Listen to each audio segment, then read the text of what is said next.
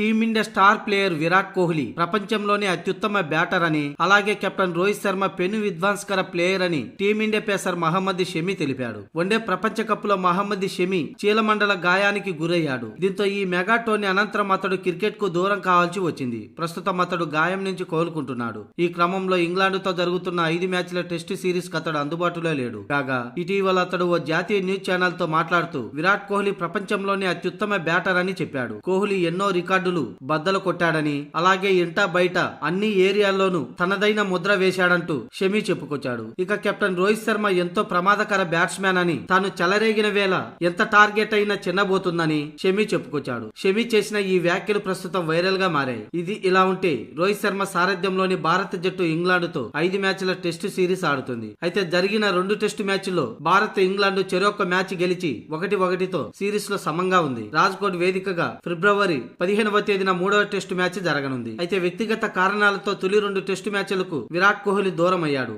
అయితే 3వ టెస్టుకు అతడు అందుబాటులోకి వస్తాడా రాడా అనేది ఈ రోజు సెలక్షన్ కమిటీ తేల్చనుంది.